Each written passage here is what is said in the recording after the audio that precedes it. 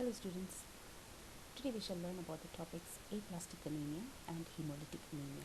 We have seen about what anemia is all about, and in that we have discussed there are different types depending upon how the blood cells, maybe it is reduced or it is destroyed or it is not produced in adequate numbers.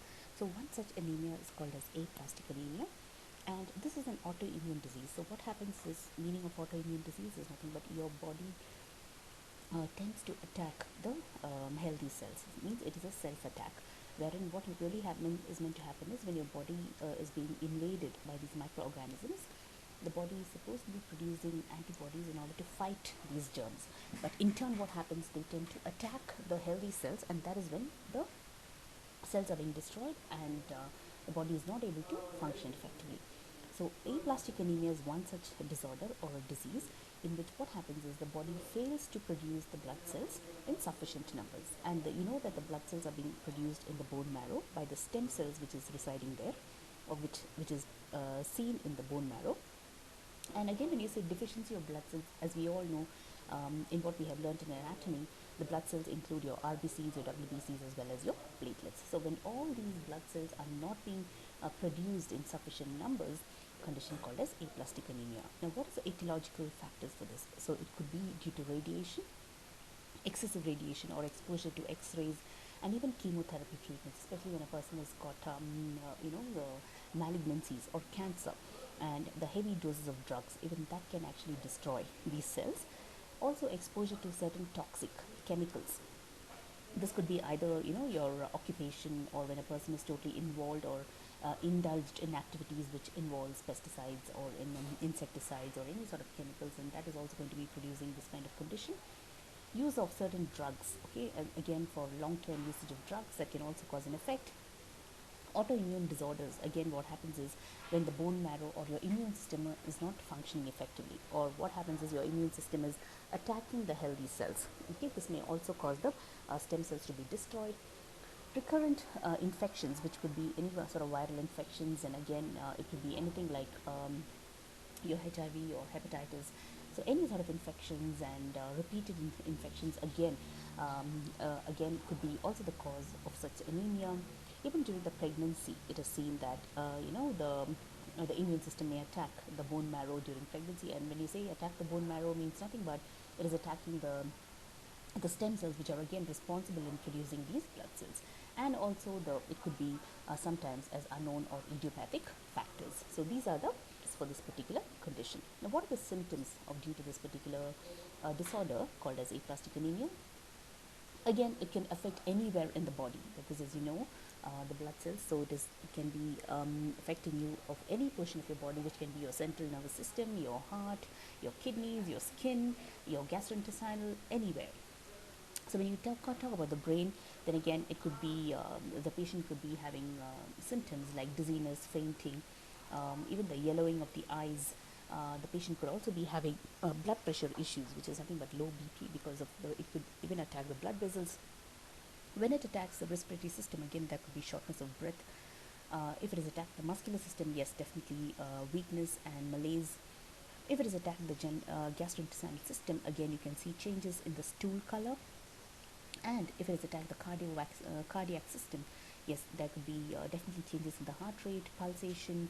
The heart rate could be rapid. The patient could be experiencing chest pain or angina. Even it may lead to heart attacks. And the skin, if it is affected, how the symptoms show up as it can be pale. Okay, it can be very, very pale, coldness, and even yellowing of the skin. So it can be cold and clammy. And even if it has affected the spleen, there can be enlargement of the spleen. So these are the ways this particular condition systems of the body. Now, what are the risk factors? Now, risk factors, again, as we mentioned, and etiological factors are almost the same. So it could be high doses of radiation, exposure to chemicals, toxic substances, again the drugs, as I told you, for long-term disorders or diseases, the drugs that you're on for a particular period of time, and especially when you're being treated with any sort of infections, which includes bacterial infections, viral infections, again all this can also put an effect and cause damage to the system. And also certain blood diseases, autoimmune disorders, and also serious infections can also be the risk factors to this particular condition, and even pregnancy very rarely. But again, even not all pregnant women will be having this condition, but again it could lead to such kind of now, how do we diagnose this particular condition? So yes, obviously, to begin with, it could be a physical examination and a thorough head-to-toe assessment, history collection, totally, and also involving certain investigations like blood tests, bone marrow biopsies. So blood tests will include a complete blood count, again, which includes your complete blood profile, where we are thoroughly looking into your RBCs, WBCs, and platelet levels. And again, in aplastic anemia, what happens is all three these blood levels will be very, very low. So we have to be thoroughly assessing these levels and monitoring them, and making sure that we kind of do this investigation as early as possible, so in order to avoid the complications that may occur in future.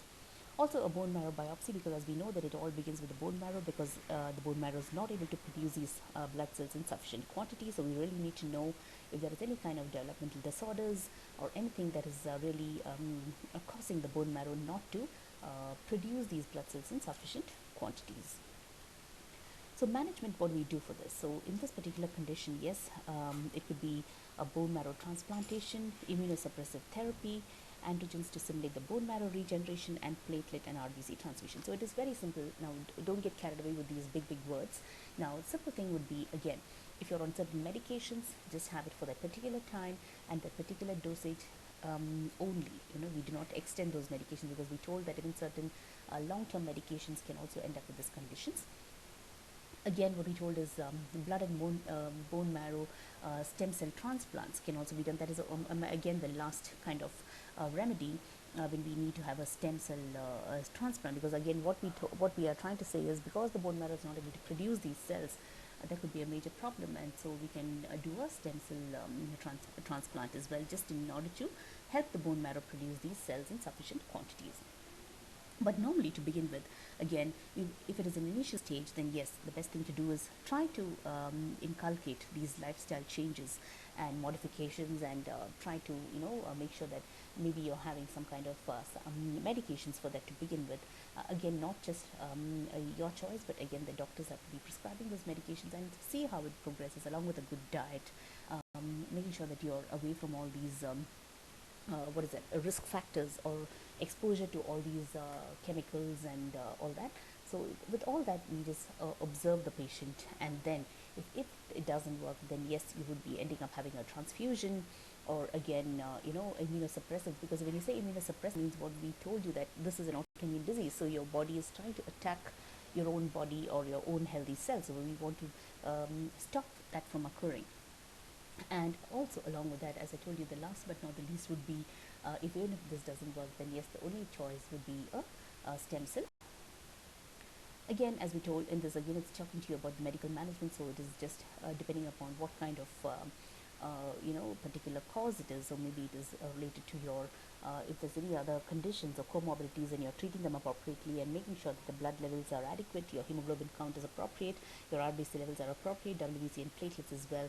And also, even if it is radiation therapy, if a patient is having, make sure that it is not being done for a longer time, and it is only the required dose at the required time, and you're also trying to give spacing in between the doses of radiation, because you want the body to recuperate and also regenerate those cells again, so that the body can function effectively. And in case of the nursing management here, thoroughly includes that yes, we know that the patient's body is weak, the immune system is weak, so it is more susceptible to infections, and also more susceptible to having a disease occurring. So the whole idea is that the patient keep his environment clean and tidy, helping the infection control, and also helping the client in providing the client education as well as counseling. So very important. And most of it, you will be emphasizing the patients on his lifestyle and home remedies, making sure he has a well-balanced diet, making sure that he's eating appropriate levels, or a good balanced diet, and in appropriate portions of carbohydrates, the iron-rich foods is very, very important. Protecting himself from infections, exposure to the worst weather conditions, and also avoiding injury and fall. That is also important, because we do not want any sort of blood loss or blood volume to go down. So again, that is also very important to tell the patient. And also, especially when we say that yes, it can affect the respiratory system and cause shortness of breath. So again, resting adequately, especially when you're doing an activity, also take adequate rest. Make sure your body is not being stressed, and so you take a break, and then you resume your activity. So all these kind of simple remedies and how you can avoid these risk factor exposure. So all that is also being thoroughly told to the patient, and help making sure that yes, the patient is able to, the patient and the family is able to understand, help the patient in kind of coming back to his normal levels of the blood cells. So I think this is a small topic, and with this we have finished the topic aplastic anemia. I shall continue in my next session, which is called as hemolytic anemia. Thank you for your time. That is really bad. And with this we finish the topic hemolytic anemia. I shall see you in my next session. Until then, thank you for your time.